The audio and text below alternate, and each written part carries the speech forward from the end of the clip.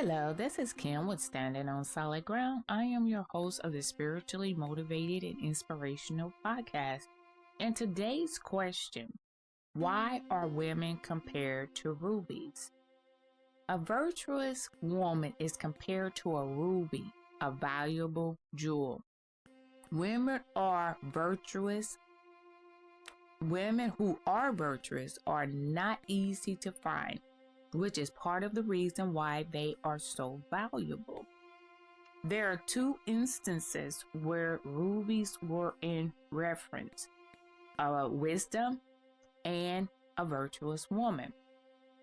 If we take a look at Proverbs 31 and starting at verse 10, who can find a virtuous woman? For her price is far above rubies. The heart of her husband do it safely trust in her, so that he shall have no need of spoil. She will do him good and not evil all the days of her life. She seeketh wool and flax, and worketh willingly with her hands. It was interesting for me to understand why rubies was so a jewel that was used quite often in description or in comparison of a woman, or a woman to be compared to. Now, if we look at what a ruby symbolizes in Christian tradition, the ruby symbolizes the divine sacrifice of Christ on the cross. As the blood of Christ is represented in the purity and deep hue of the gemstone. Rubies are mentioned several times in the Bible, including an account in Exodus of the gem-encrusted ceremonial breastplate of the high priest of Israel.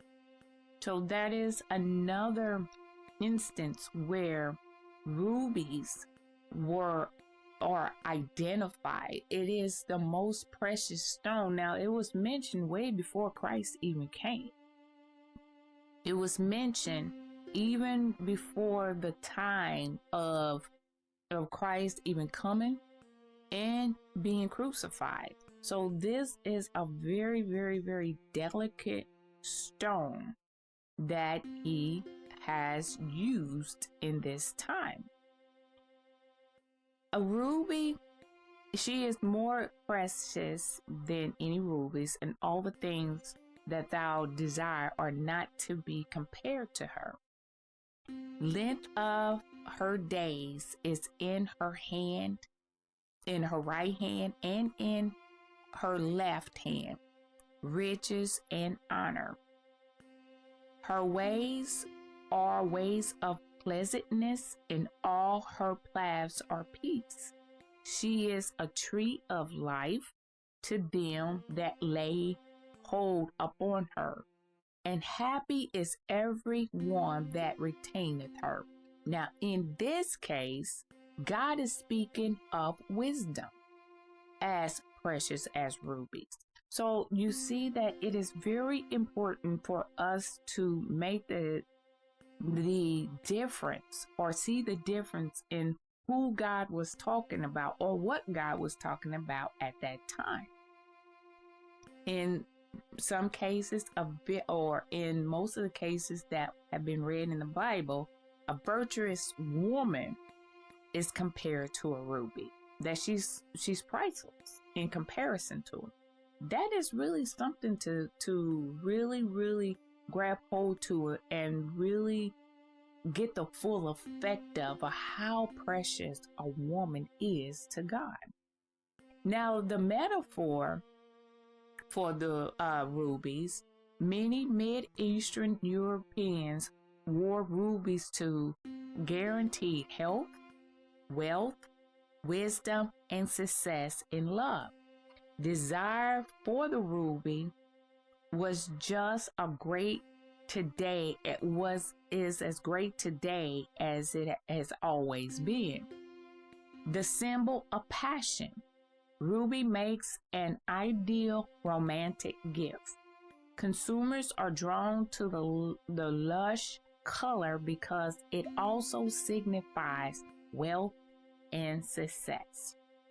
Now, virtues of a woman, what are the virtues? What virtues do we have?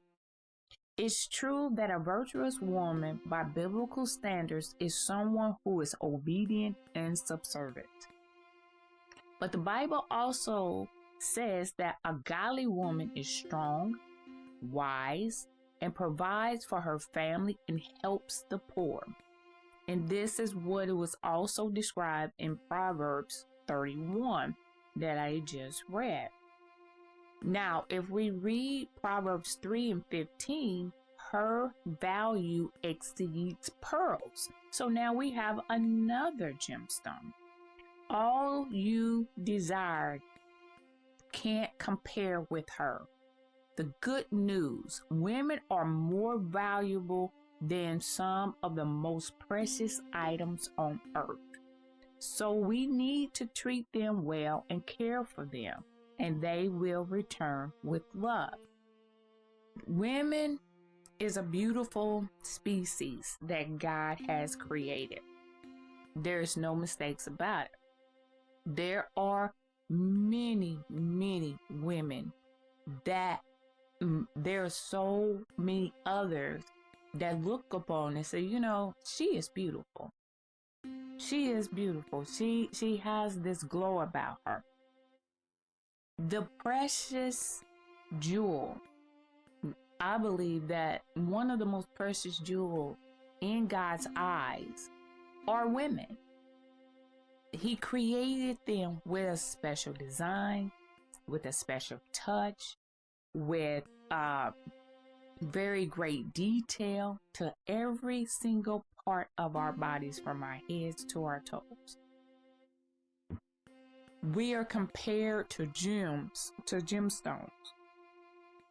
In one to a ruby, to another to jewels in general, to other a pair of pearls.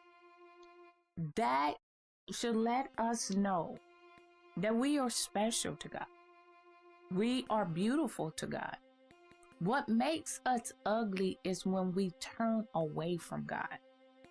When we treat God as though he's not even existent, that we don't need him. A man can provide for me. We don't need God. What do we need God for? When women replace God with other gods, with other idols, whatever that idol may be, God takes offense. This is why I believe that so many women are dying more frequently than men.